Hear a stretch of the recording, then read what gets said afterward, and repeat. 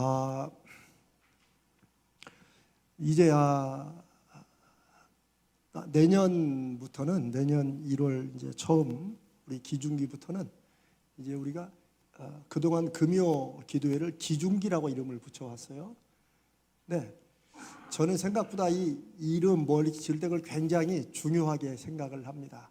네, 기중기는 기적의 중보기도라는, 그래서 이 금요 우리 기도회가 하나님께서 우리가 중보하며 기도할 때, 누군가를 위해 기도하고 우리를 위해 기도할 때 하나님이 우리의 삶의 무거운 짐들을 기중기처럼 들어 올리시는 그런 시간이 되는, 경험하는 기도회가 됐으면 좋겠다 해서 이제 우리가 초창기에 코로나 1년 반 전까지 한 2년 반 동안은 여러분 기도 제목 이렇게 해가지고 성도를 받아가지고 한 거 있죠.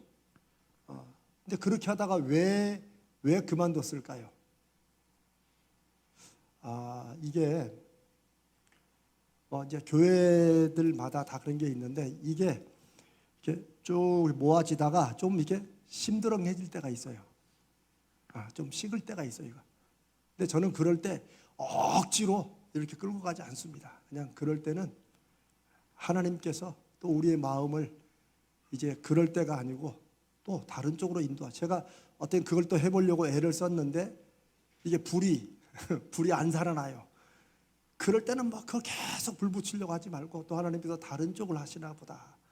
그래서 이제 지난 한 1년 넘게는 이제 그 기도 카드를 안 쓰고 그냥 해왔습니다. 그래서 1월 달부터는 우리 기도의 이름을 바꾸려고 합니다. 기도의 이름을 바꾼다는 것은 이름만 바꾸는 게 아니고, 제가 여러분과 함께 말씀 나누는 것은 같이 나누겠습니다만은 이제 기도의 어떤 방향이랄까, 우리가 힘을 쏟는 부분을 좀 바꾸려고 그래요. 내년에 우리 교회의 신앙의 어떤 표어는 표징을 내게 보이소서라고 하는 사사기에 있는 기도원의 하나님에 대한 요청, 그걸로 하려고 합니다. 표징을 내게 보이소서. 그리고 기도회도 이제 거기에 맞추어서 푸시 기도회라고, 여러분 전에 한번 제가 설명을 해드렸는데, 푸시는 영어로 우리를 이렇게 막 미는 거죠. 누군가를 미는 것도 푸시지만은 기도의 이름을 푸시라고 하는 것은 나를 하나님 앞에 기도로 어쩌면 약한 우리의 마음이나 가라앉은 마음을 막 밀어붙이자, 이제 이런 뜻이에요. 그래서 여러분 좀 익숙지 않더라도 푸시 기도회로 이름을 바꿀 겁니다. 기중기에서. 그래서 여러분들이 기도에 좀 힘을 가지고 기도하는 그런 식으로 이제 금요 기도를 한번 하려고 해요. 그래서 지금 우리 당에서도 의논했고 저도 지금 또 많이 기도하면 이걸 어떻게 하는 게 좋을지. 그런데 이 푸시라는 말은 제가 너무 좋아하는 말이에요. 제가 오래전부터 알았던 건데 영어로 P-U-S-H가 푸시잖아요.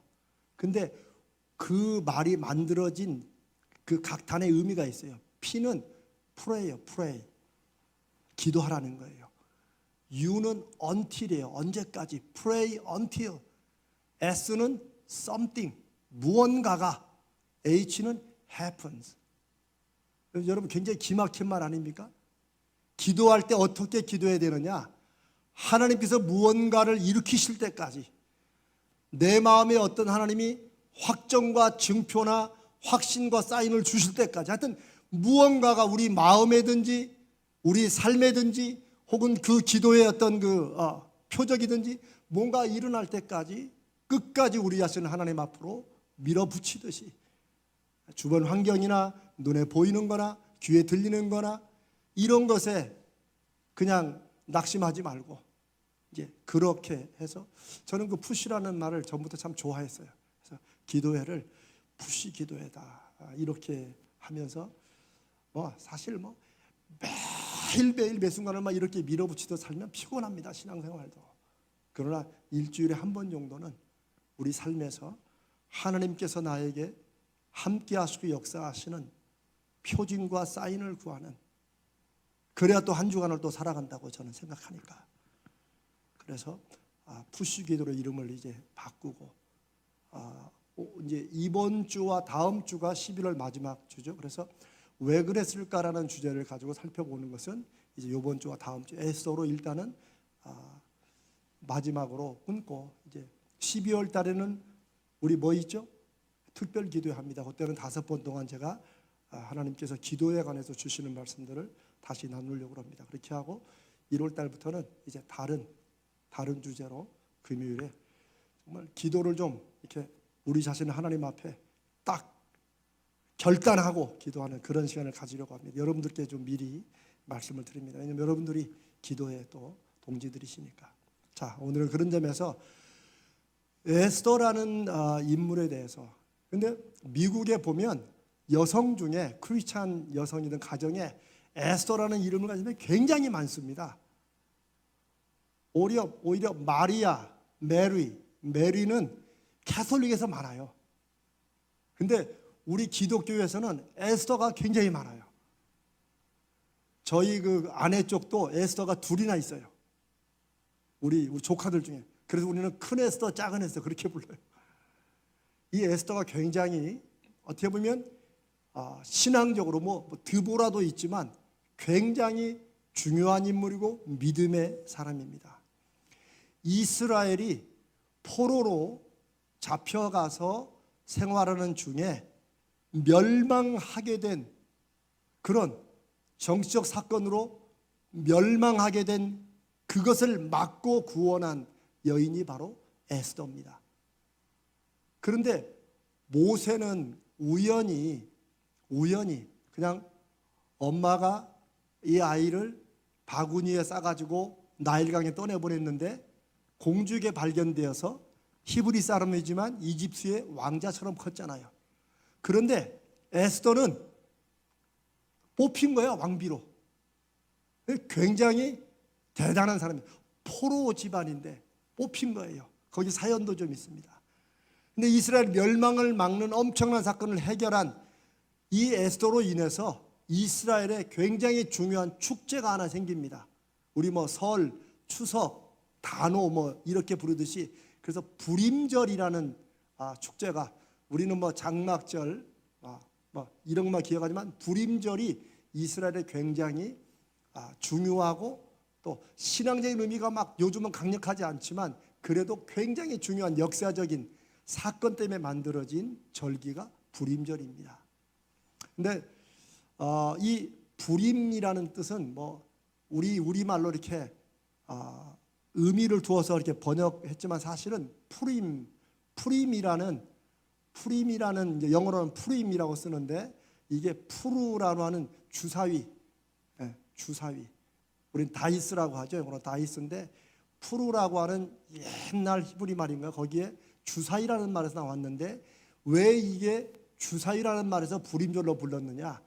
이스라엘이 멸망할 날을, 멸망시킬 날을 정하는데 주사위를 던져가지고, 그러니까 이 주사위가 눈감 땡감이 아니라 자기네들이 믿는 신에게 이스라엘을 멸망시킬 좋은 날을 주시라고 주사위를 던져가지고 결정한 그날이 바로 아달월 13일.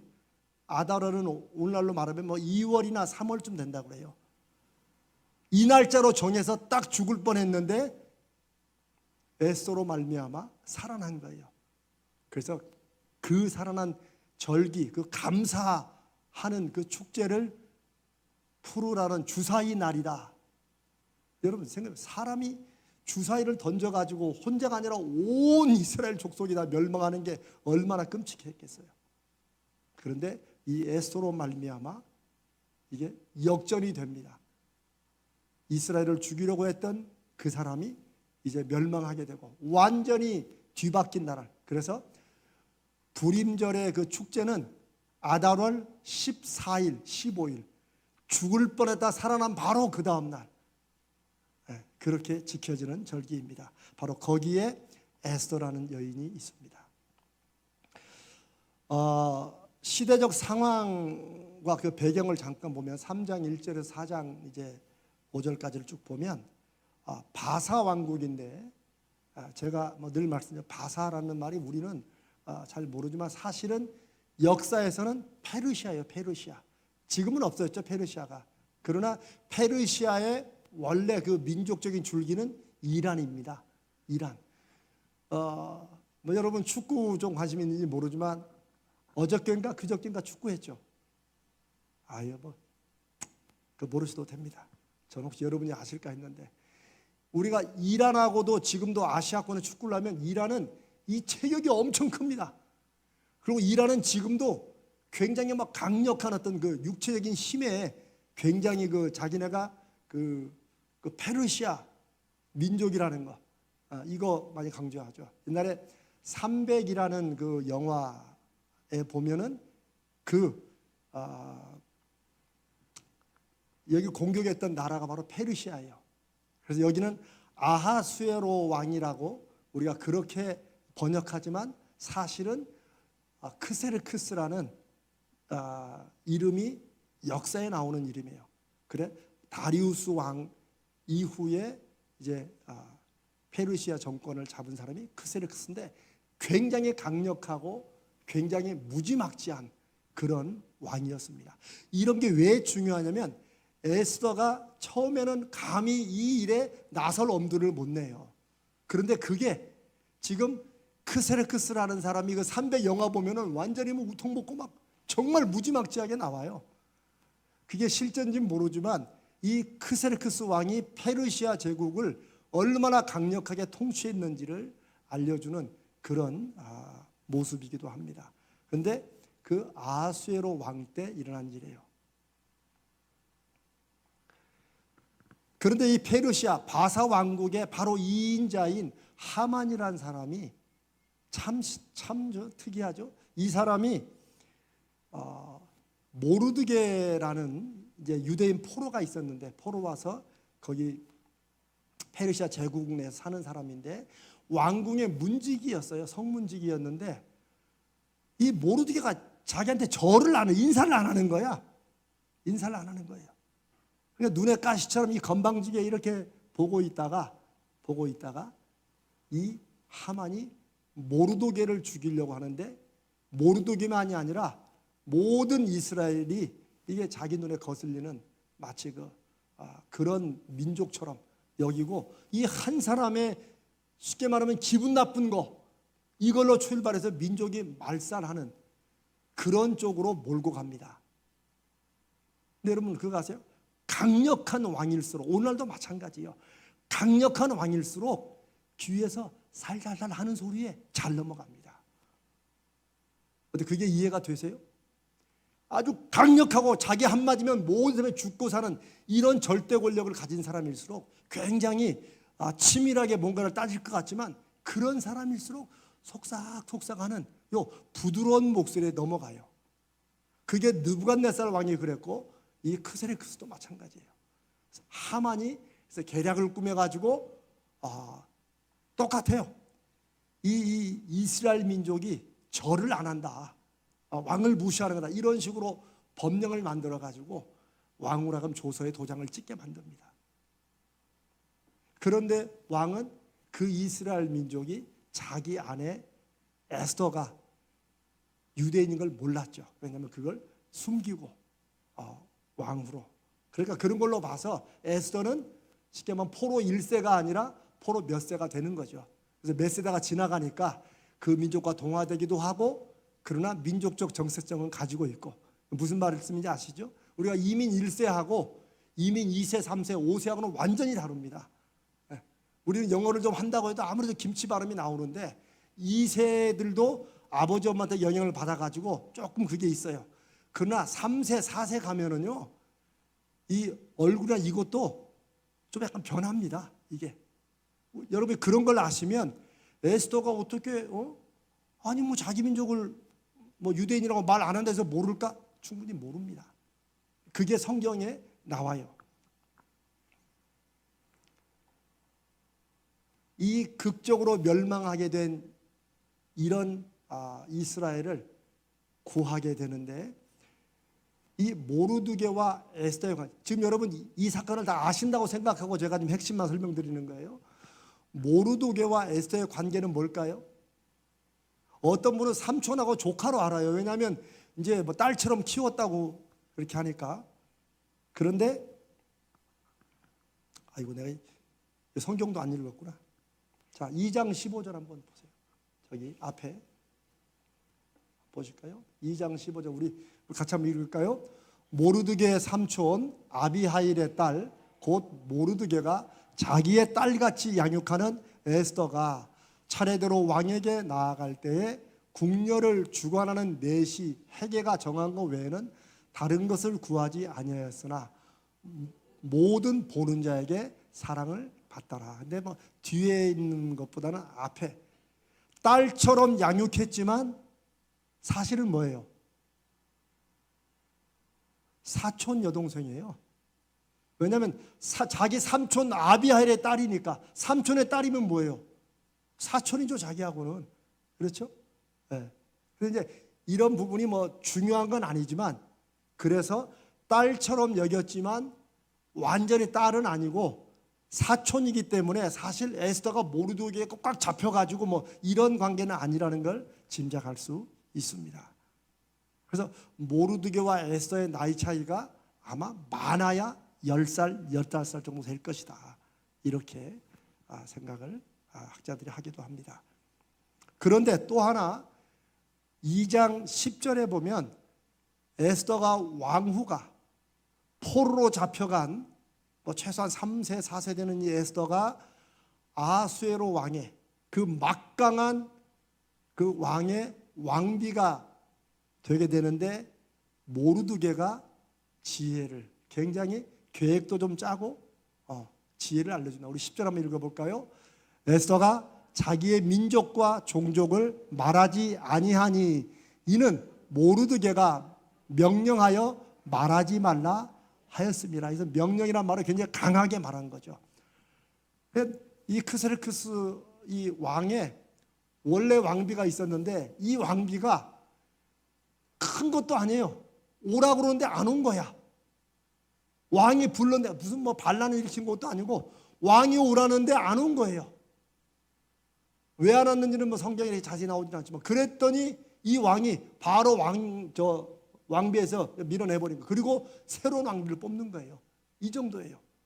그랬는데 에스더가 자기도 이제 이렇게 지원을 해서 들어갔는데 출치성물을 물어볼 때 자기 민족과 종족을 말하지 아니했다. 그렇다고 뭐 말을 안 할 수는 없잖아요. 아마 페르시아 아마 이쪽이라고 얘기를 한 것 같아요.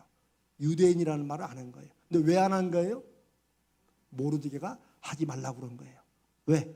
그렇게 하면 쉽게 말하면 서류 심사에서 탈락이니까. 처음부터 탈락이에요. 그때도 그런 게 당연히 있었겠죠. 그래서 그걸 숨기고 갑니다. 왜냐하면 이런 일들이 왜 중요하냐면 아니 어떻게 왕비의 민족이 죽을까? 어떻게 왕비의 민족을 함부로 생각할까? 하만도 에스더가 유대 민족이라고 생각하지 못했을 거예요. 이게 연결되는 것까지 생각을 못했을 거라고요. 모르드게만 미웠지. 그런데 그 뒤로 에스더가 유대 민족이고 이렇게 연결되는 건 아마 몰랐을 수 있다 생각합니다. 왜 모르드게가 에스더를 왕비로 추천하고 밀었을까요?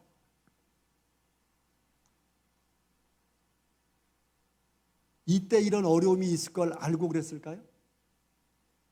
사실 그렇진 않습니다. 너무 막 모르드게가 기도하는 사람이고 막 이렇게 갈 건 없는 것 같아요. 다만 이민 사회에도 미국에도 지금 이제 옛날에 김창준이라는 분이 미국의 LA 쪽에 처음으로 연방 상원 의원이 됐어요. 그때 그분을 밀려고 엄청 애를 썼어요. 심지어 멀리 떨어진 저희 뉴욕에도 그분을 위한 후원금도 보내고 그랬어요. 크진 않더라도 이렇게 십시일반으로. 왜 그랬겠어요? 김창준 의원이 뭐 연방 상원으로 된다고 우리한테 뭐가 뭐 좋은 건 아니에요. 그러나 다양한 민족이 모여 있는 그런 나라에서 자기 민족을 그래도 대변할 수 있는 사람이 연방 상원이면 사실 대단한 겁니다. 주 상원 하원의원만 돼도 사실 엄청난 건데 이제 그런 것과 비슷하면 돼요. 그러니까 옛날에도 그랬다는 거예요. 그러니까 모르드게는 딱히 무슨 막 신앙적인 이유를 가지고 이거보다도 모르드게는 굉장히 현실적이고 그리고 굉장히 그 머리도 아주 총명하면서 그러면서 자존심은 또 무진장 센 사람이었던 것 같아요. 그래서 왕후를 뽑는데 어떤 특별한 목적과 이걸 가지고 하기보다는 그래도 자기 사촌 여동생이지만은 예쁘고 이만하면 뽑힐만 하니까 그걸 가능성이 있겠다 싶으니까 한번 해봐라 라고 하면서 이렇게 추천을 했던 것 같아요. 왜냐하면 하나님께서 나중에 쓰실 때 우리는 무언가 앞으로 하나님이 쓰실 것을 준비해서 뭔가를 막 미리 대비한다지만 그럴 수는 없습니다. 제가 했던 착각이 바로 그거였어요. 하나님 앞에 크게 쓰임 받으면 공부도 열심히 해서 박사학위도 받고 이래야 된다고. 그러나 그건 완전히 헛생각이었고 하나님은 그렇게 쓰시는 게 아니라는 거죠. 오히려 자신의 삶을 충실하게 오히려 에스더 같은 경우는 그렇게 함으로써 자기가 잘 되는 게 또 자기에도 좋고 집안에도 좋고 이런 면에서 아마 왕후의 아마 신청을 했을 거라는 거죠. 그래서 이 에스더서는 사실 우리에게 지난번에 우리가 룻을 통해서 나오미와 룻과의 관계를 본 것처럼 항상 신앙적인 어떤 믿음의 결단을 하고 이렇게 해서부터 계획하고 이렇게 모든 일이 되지는 않는다는 거예요. 저는 그런 점에서 오히려 그런 모습들이 오늘 우리들을 돌아보게 하는 하나님의 그런 뜻이 하나님의 메시지가 있다고 믿습니다. 나오미가 돌아가서 자기가 뭔가를 하려고 이렇게 해서 룻과 같은 사람을 찾고 있는 게 아니라는 거예요. 제가 좋은 만남의 축복이라는 게 저도 누군가를 기다리고 기도는 하지만 그러나 또 지금 이미 알고 있던 나오미와 룻과의 관계에서 하나님께서 눈을 열어주시고 계획을 주심으로 그 사람이 다르게 보이는 그런 때가 있다는 거예요. 남편과 아내도 마찬가지고 우리가 함께 만나는 모든 만남도 그렇다는 거예요. 에스더가 왕후가 되는 것도 우리 나중에 보면 그렇습니다. 자, 하만의 계략으로 이제 모든 게 결정된 거예요. 그렇게 죽게 되었어요. 3장 13절 3장 6절부터 한번 볼까요? 3장 6절. 자, 우리 한번 같이 읽읍시다. 그들이 모르드게의 민족을 하만에게 알림으로 하만이 모르드게만 죽이는 것이 부족하다고 생각하고 아수에로의 온 나라에 있는 유대인 곧 모르드게의 민족을 다 멸하고자 하더라. 이 참 하만이라면 지독한 사람이죠. 사실은 특별한 어떤 유대 민족이 무슨 반역을 일으킨 것도 아니고 그러니까 이거 일본 사람들하고 비슷해요.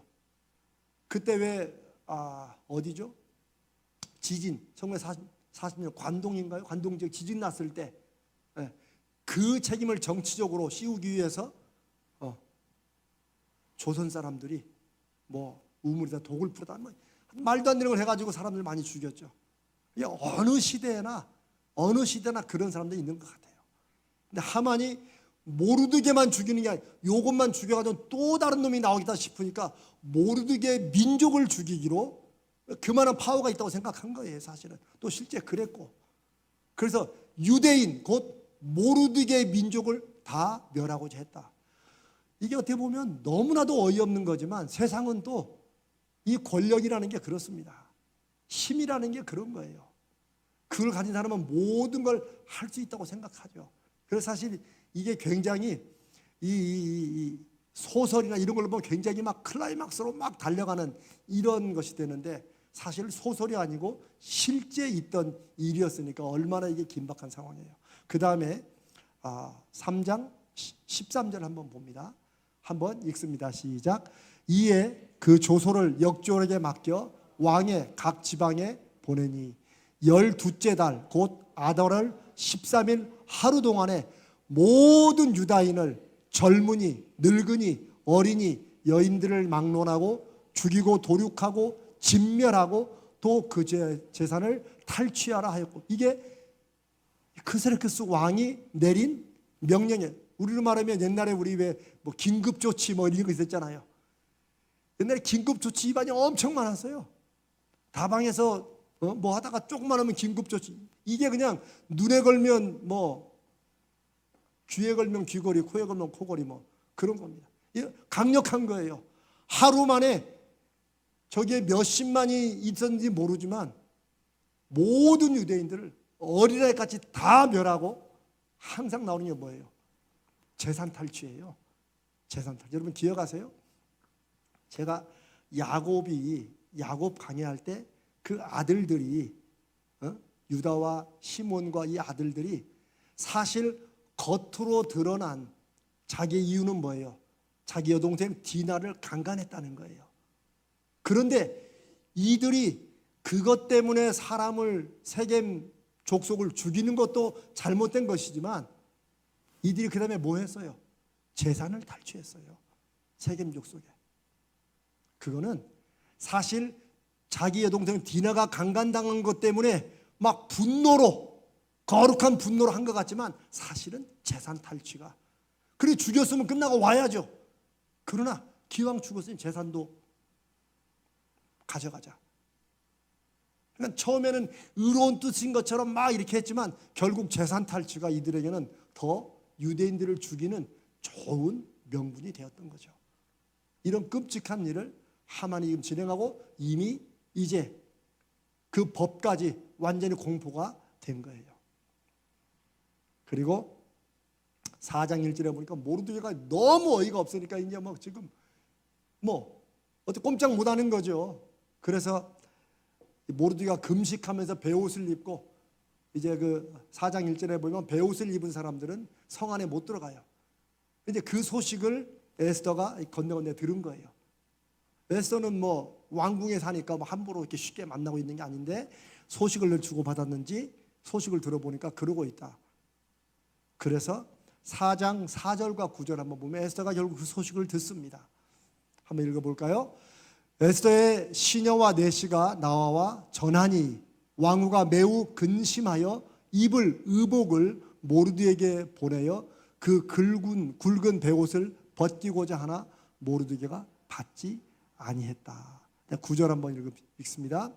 하닥이 돌아와 모르드게의 말을 에스더에게 알림해. 이제 와서 모르드게가 이제 말을 하는데 우리가 그 내용을 뒤에서 보겠습니다. 그러니까 에스더는 소식은 들었지만 사실 자기도 어떻게 할 수 없는 상황인 것을 얘기를 합니다. 그게 아마 12절에 나와 있을 거예요. 제가 거기에 성경 구절을 안 넣는가 봐요. 11절입니다. 혹시 목사님 11절 있으세요? 예. 4장 1절. 이거는 에스더가 그런 끔찍하고 놀라운 사실을 들었지만 막상 자기가 왕비지만 아무것도 할 수 없는 그런 상황을 얘기를 합니다. 11절 한번 전체 읽어봅니다. 왕의 신하들과 왕의 각 지방 백성이 다 알거니와 남녀를 막론하고 부름을 받지 아니하고 안뜰에 들어가서 왕에게 나아가면 오직 죽이는 법이요 왕이 그 자에게 금규를 내밀어야 살 것이라. 이제 내가 부름을 입어 왕에게 나가지 못한 지가 이미 30일이라 하라 하니라. 에스더가 자기 처지는 모르게 아이고 뭐 알아서 해라 이런 게 아니에요. 지금 그 말을 듣고 이스라엘 민족이 다 죽으니 뭔가를 하고 싶은데 제가 아까 아하수에로 크셀크스가 얼마나 폭군이고 강력한지를 알 수 있어요. 왜냐하면 신하들과 심지어 하만까지도, 이인자인 하만까지도, 왕비는 뭐 말할 것도 없고 뭐예요? 부름을 받지 아니하고. 누구의 부름을 받아요? 왕이 오라고 하지 않았는데 왕이 있는 안뜰, 뭐 왕을 보른다는 것도 아니야. 그 안뜰에만 나가도 죽게 돼요. 안뜰에 나왔는데 살 수 있는 길은 뭐예요? 약속 없이 나왔는데 여기서 금주라고 했는데 옛날에는 홀이라고 썼어요. 홀. 왕이 이렇게 딱 들고 있는 거 있죠. 그래서 손을 이렇게 딱 내밀면 그러면 약속 없이 쓱 왔어도 왕이 살려주는 거예요. 근데 이거야말로 뭐 50%는 산다. 그게 아니고 그거는 아예 목숨 걸고 도박하는 거고 감히 이렇게 하지 못한다는 거죠. 더군다나 에스더의 지금 처지는 30일을 왕비지만 30일을 왕이 불러주지 않아서 왕을 못 본 지 30일이나 됐다는 거예요. 앞으로 더 될 수도 있고. 그러니까 우리나라도 왜 이시조선 때 보면은 후궁들도 많잖아요. 그러면 그 밑에 내시들이 또 순서를 짜주고 뭐 이런다고 그러잖아요. 그래서 뭐 후궁들이 막 뇌물도 주고 이런 게 실제 얼마든지 있었다는 거죠. 그런데 이 아하수에로 왕, 크세르크스 왕 때에는 왕이 오라고 하지 않은데 나오는데 왕이 쓱 무시했다. 그러면 죽는 거예요. 근데 왜 이런 일이 있었을까요? 네, 역사학자들은 당시의 왕이 무슨 혈통을 따라 되는 게 아니라 힘 있는 사람이 왕이었기 때문에 왕을 죽이는 자객들이 많았다는 거예요, 그때. 그러니까 왕이 자기가 딱 불러서 준비하고 이런 사람들 아니면 누군가 쓱 나타나면 뭐 여자가 나온다고 자기를 죽이겠다고 생각은 안 하지만 스스로 막는 거죠. 중국에도 이런 역사가 있죠. 그래서 각 그 신하의 등급에 따라 왕을 뭐 500보 앞에서 왕을 만날 수 있는 사람이 있었고 이렇게 쭉. 그래서 제일 가까운 사람이 왕을 10발자국 아래서 보는 뭐 이런 게 있었다고 그러죠. 이런 상황이 에스더가 왕비니까 뭐 했으면 되겠네. 이럴 수 있는 게 아니라는 거예요, 사실은. 이럴 수 있는 게 아니라는 거죠. 그런데 모르드게가 에스더의 그런 처지를 듣고 참 모르드게라는 사람도 누구보다 더 영민하고 에스더에게 너의 민족을 말하지 말아라고 할 만큼 세상 돌아가는 걸 잘 알았던 사람이에요, 사실. 그런데 에스더에게 이런 말을 합니다. 13절 한번 읽습니다. 시작. 모르드게가 그를 시켜 에스더에게 회답하되 너는 왕궁에 있으니 모든 유다인 중에 홀로 목숨을 건지리라 생각하지 말라. 네가 왕비 있다고 너 혼자. 그러니까 모르드게가 그 상황을 모르는 게 누구보다 잘 알고 있죠. 그러나 지금은 이런저런 상황을 따질 게 아니라는 거예요. 지금 정해진 그날 되면 정말 다 죽는 거예요. 그 다음에 14절 읽습니다. 시작. 이때 네가 만일 잠잠하여 말이 없으면 유다인은 다른 데로 말미암아 노임과 구원을 얻으려니와 너와 네 아버지 집은 멸망하리라. 네가 왕후의 자리를 얻은 것이 이때를 위함이 아닌지 누가 알겠느냐. 모르드게는 정말 이제 에스더만이 구할 수 있다 이거보다도 이게 할 수 있는 마지막 길인 것 같아요. 그러니까 네가 혼자 왕궁에 있으니까 알고 너는 그나마 또 유대인족이 아니라고 이러니까 너는 살 수 있겠지만 너를 쓰지 않아도 하나님은 이스라엘 민족을 이렇게 죽게 하시지는 않을 것이다. 그게 얼마나 확신인지는 모르지만 에스더에게 분명한 메시지를 던진 거죠. 하나님은 분명히 우리를 네가 아니면 다른 길을 통해서 구원하실 것이다. 그러나 네가 할 수 있는 무언가 해야만 되는 그 일을 하지 않고 네가 지금은 살아나지만 너와 내 집은 멸망할 것이다.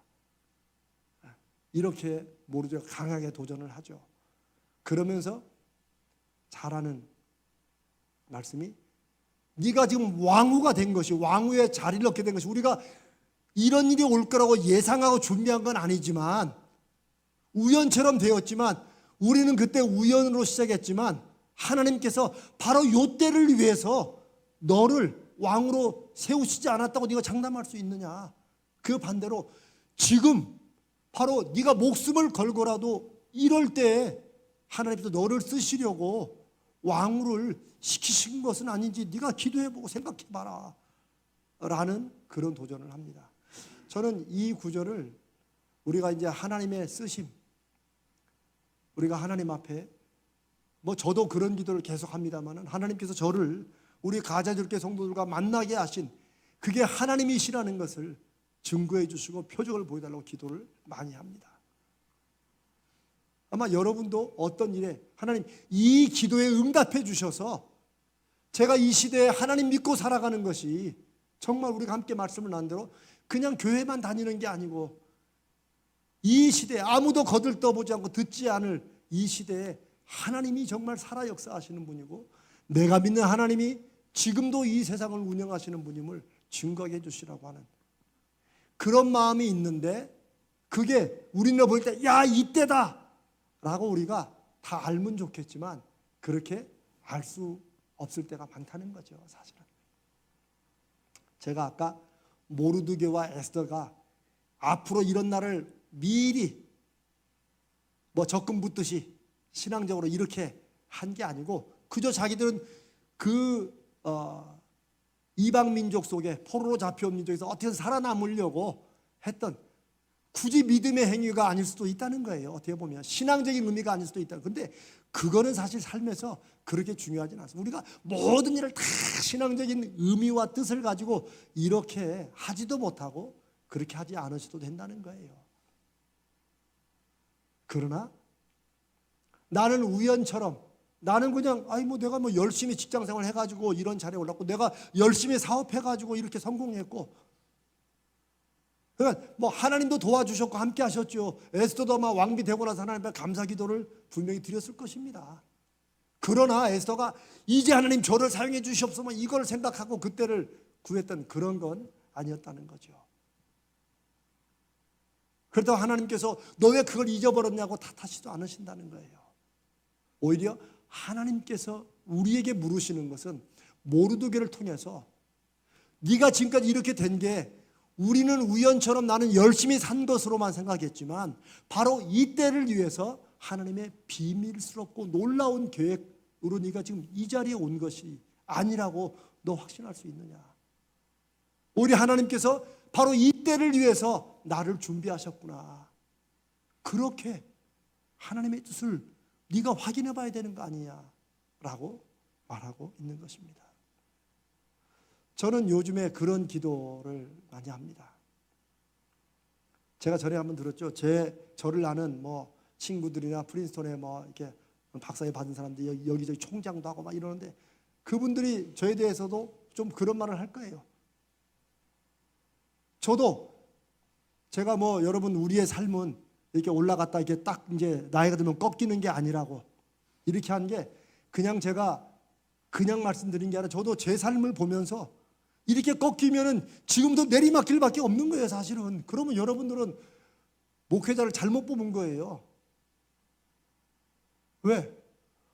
올라갈 사람을 뽑아야지 왜 내리막길로 가는 사람을 뽑겠어요? 여러분 그렇죠? 도대체 목사님 무슨 말 하려고 저러는가?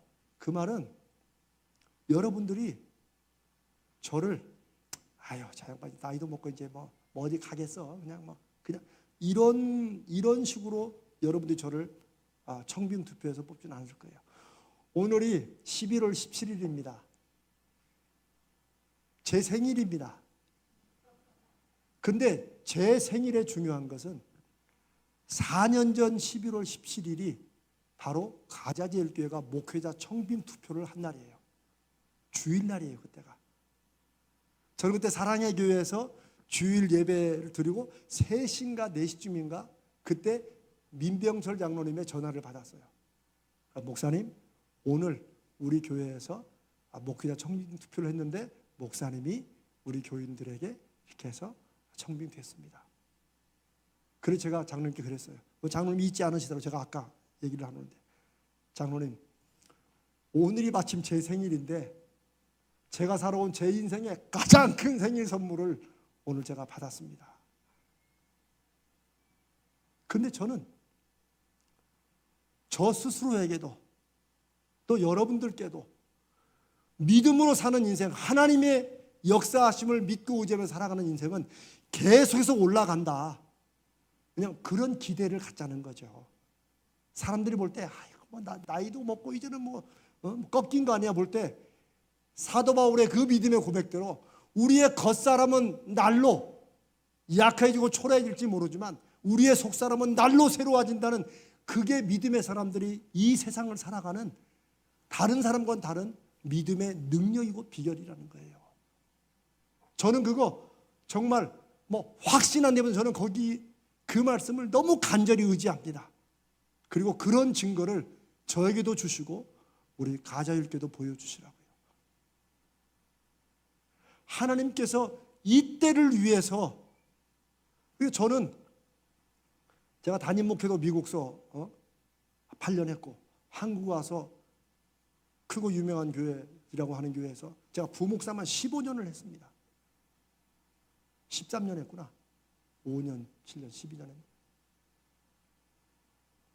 그러니까 그때 나이가 57, 만 57, 58이니까 이제는 다 끝난 거죠 라고 사람들이 생각할지 모르지만 저는 그랬어요. 제가 공부하고 가르치고 연구하고 여전히 제 마음속에 있는 이 불타는 마음이나 또 그동안 제가 성도들과 함께 나누며 배웠던 이런 말씀들이 그냥 이대로 꺼지는가. 제가 하나님 앞에 기도한 건, 만약에 하나님께서 저를 또 다른 담임 목회지로 성도들과 함께하는 이런 기회를 이제 끝났다고 생각하시면, 그냥 사랑의 교회에서 이렇게 가는 걸로 한다고 생각하시면 이 마음을 빨리 없애주시든지, 근데 이 마음이 하나님이 주신 마음이라면 길을 열어주시든지, 그게 사랑의 교회 마지막 1년 동안의 저의 기도였어요. 그리고 제가 그렇게 해서 이 교회를 왔고, 저는 이제 제 기도가, 저에게는 그런 간절한 기대와 확신이 있으니 우리 성도들이 함께 그걸 볼 수 있도록 그런 표적을 보여주시라고 그렇게 기도하는 거예요. 하나님의 쓰심은 우리가 쓸 때를 막 준비하고 이렇게 가는 것도 하나님이 우리를 쓰시는 것입니다. 그러나 우리 인생의 많은 일들은 많이 가려져 있어요. 우리에게는 사실은 잘 몰라요. 저도 하나님께 지혜도 구하고 뜻도 구하고 이렇게 하지만 어떤 경우에는 잘 모릅니다. 그냥 갔던 그 길에 순종하고 하나님 말씀에 크게 어긋나지 않으면 가고 이렇게 갑니다. 우리 인생의 많은 일들이 그렇다는 거예요. 그러면서 의지하는 게 하나님의 선하심을 의지하는 거죠. 하나님의 지혜를 의지하는 거죠. 그러나 어떤 일에서는, 어떤 계기일 때는 이게 아무리 인간적으로 아니라고 해도 어떨 때는 하나님께서 이 때를 위해서 지금까지 나를 인도하시고 준비한 것은 아닌지, 이런 강력한 도전과 이런 질문이 우리 안에 들어올 때가 있다는 거예요. 그리고 그럴 때 우리가 어떻게 할 것인가. 여기에 에스더의, 우리가 다음 주에 살펴보겠습니다만, 에스더의 죽으면 죽으리라 라고 하는 이 말이 그냥 인생 한 번 살지 두 번 사냐 이런 게 아니라는 거예요. 룻이 어머니가 가는 곳에 나도 가고 이런 결단이, 룻이 그냥 어차피 자기네 집에 돌아가 봐야 먹고 살 것도, 이런 결단이 아니라는 거죠. 정말 이분과 함께라면 나는 이제 평생 가다 끝난다, 이런 게 룻의 헌신이었어요.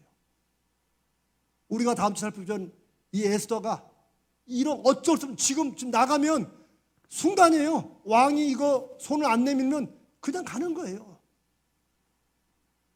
여러분, 그 확률적으로 그게 얼마나 되겠어요?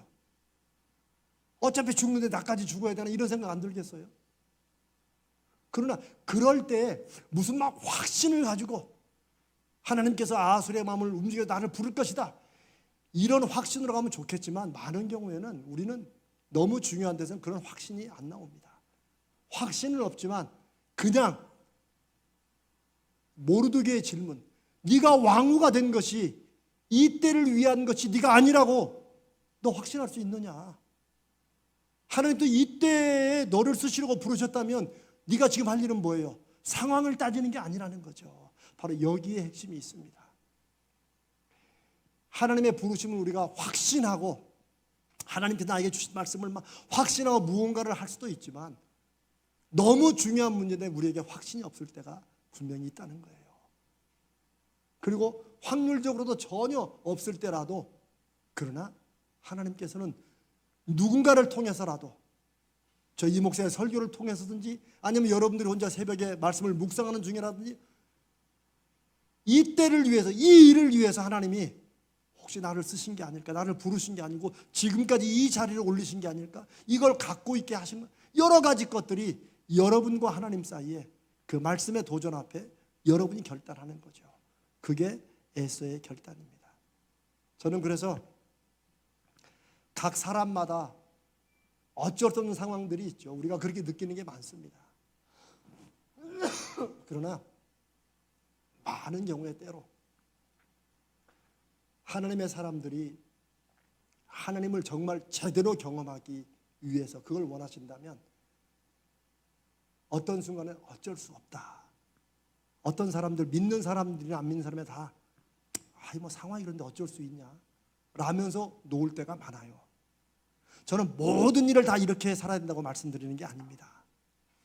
어느 순간에 이 일이 너무나도 이게 중요하고 이게 정말 하나님께서 이 일을 기뻐하실 것 같다는 마음이 들면 상황은 아니더라도 혹시 이 때를 위해서 제자훈련을 하든 지금 믿음 무엇이든지 간에 이 때를 위해서 하나님께서 나를 준비시킨 것은 아닌지 그 마음 때문에 어쩔 수 없다는 것을 한번 뒤집어 볼 때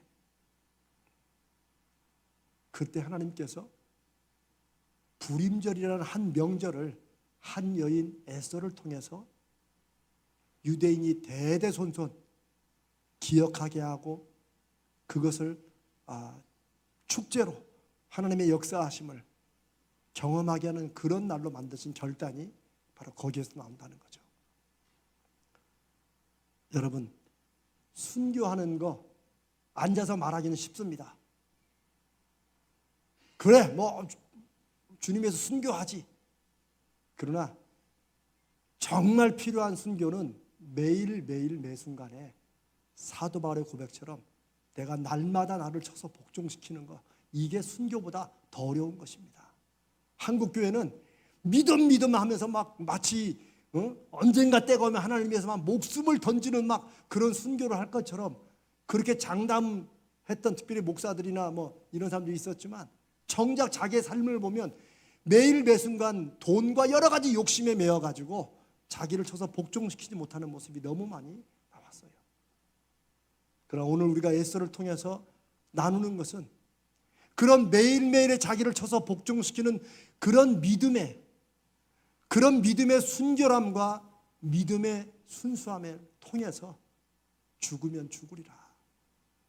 이 때를 위해서 하나님이 나를 준비시킨 것이 아닌가. 확신이 아니더라도 내 삶은 하나님이 책임지신다. 어차피 하나님 믿고 살아가는 것인데 하나님께 맡기고 해보자.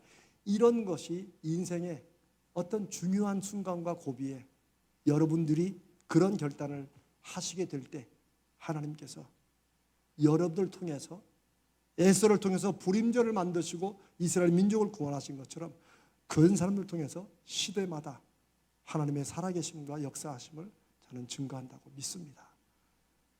늘 나누는 말씀이지만 이 에스더의 이 사건은 그냥 에스더가 그랬구나 라는 것에 전혀 의미가 없습니다.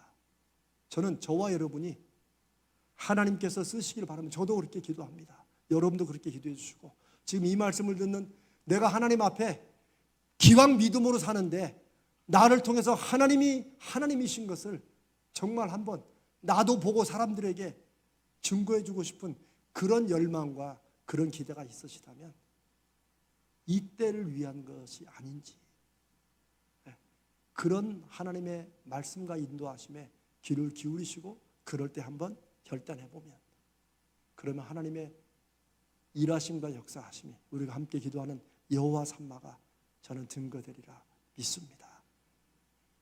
제 소원은 그걸 여러분과 한번 함께 경험하는 거예요. 제가 이제 이따 기도 제목에 나눴지만 오늘도 2시에 구청 과장, 다음에 팀장, 주무관, 그다음에 저쪽에 시공사에 3사람, 그다음에 또 그 전기공사하는 사람, 또 우리도 그 숫자에 안 늘리려고 또 사람 더 해가지고 4명 이렇게 해가지고 같이 이제 회의를 했는데 키즈 카페를 위해서 제가 기도하는 게 아니에요. 제가 아까도 우리 팀들과 나눴지만 키즈 카페가 하나님께서 우리에게 하나님 어떤 우리 교회의 신앙적이고 뭔가 새롭게 할 수 있는 그런 좀 돌파구를 한번 열어주시라고 기도했을 때 열어주신 것이라고 저는 그렇게 확신하고 우리 당의 장로님도 그렇게 확신합니다. 여러분도 그런 마음이 있으셨으면 좋겠어요. 교회가 무슨 키즈 카페를 해가지고 우리한테 들어오는 돈은 하나도 없습니다. 또 어떤 분들은 키즈 카페 해가지고 막 사람들 많이 불러, 그거는 두 번째 문제예요. 저는 확신하는 것은 뭐냐면 제가 늘 이 프라미스랜드에 여기 아이들 빈 공간에 애들 아무것도 없는데 뛰노는 걸 보면서 저거 언제 좀 저거 좀 우리 교회 여유가 있으면 저기에다 뭐 좀 넣어야 되는데 제가 오면서부터 그걸 늘 봤어요.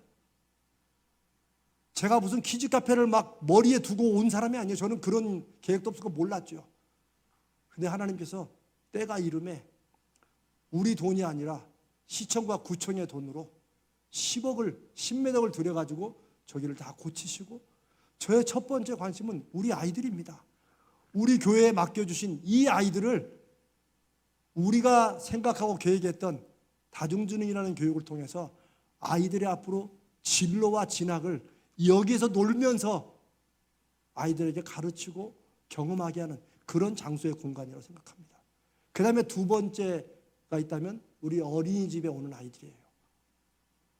그 다음에 세 번째는 이제 이렇게 오는 주변 아이들이고 또 학부모들이 많이 올라오니까 교회에 또 여러 가지 뭐 왔다 갔다 하면서 교회도 보게 되고 이러겠지. 근데 중요한 건 키즈 카페가 잘 되는 것이 우리 아이들이 그걸 통해서 굉장히 놀면서 뭔가 자기의 삶에 어린 아이들이지만 뭔가 인생, 애들 인생은 좀 말이 그렇지만 그런 것을 보고 누려가는 우리 교회의 신앙교육은 다르다는 것을 아이들과 학부모들이 경험하는 것, 그게 키즈 카페의 첫 번째 목적입니다. 오늘 아주 잘 됐어요. 잘 된 게 뭐냐면 제가 사실 오늘 회의까지를 제가 뭐 어제도 제가 저기 갔다 오면서 너무 제가 이 스트레스를 받아가지고 왜냐하면 이 과장이나 이 사람이 한 번씩 한마디 엉뚱한 소리 하면은 사실 시공사는 우리 말 안 듣습니다. 우리보다는 그쪽 말이죠. 왜냐하면 그 사람이 돈을 집행하니까. 근데 오늘 모임으로 해서 이제는 마치 기차 철로가 쭉 깔리는 거 있잖아요. 이제 다른 데로 못 가는. 아, 이제 방향이 딱 잡혔구나. 저 이걸 확신했습니다. 그래서 하나님께서 늘 믿음 없이 전전긍긍해가는 우리에게 오늘 미팅으로 아주 그냥 오늘 하시면 다 잘 돼가게 되어 있습니다. 그래서 저는 제가 그동안 준비했고 공부했고 전혀 사용되지 않았던 이런 일들이 바로 여기에 와서 이걸 통해서 하나님이 쓰시지 않나는 그런 기대를 가지고 있고 사랑하는 여러분들도 마찬가지입니다. 그래서 교회의 일에 더욱 관심을 가지시고 기도하시고 참여해 주고 앞으로 저거 이제 진행할 때는 이 평일에는 봉사들도 많이 필요합니다. 그냥 봉사자가 아니라 아이들의 놀이를 통해서 아이들의 창의력이 배워지는 그런 걸 위해서 그래서 이런 걸 좀 함께 아시고 마음에 품고 지금부터 기도하고 그리고 다 여러분들의 손주고 여러분의 자녀들이고 우리가 함께 맞는 아이들 아닙니까? 저는 하나님께서 이게 처음이자 끝은 아니지만 우리에게 보여주시는 첫 증표라고 믿습니다. 이때를 위함인지 이것을 묻고 여러분 인생에 확인하시는 그런 일들이 정말 여러분들에게 꼭 있으시고 우리 교회가 그런 일들로 말미암아 하나님을 경험하는 은혜의 증거가 정말 성도들마다 가정들마다 우리 교회에 나타나는 그런 교회가 되기를 간절히 주님 앞에 기도하며 축복합니다.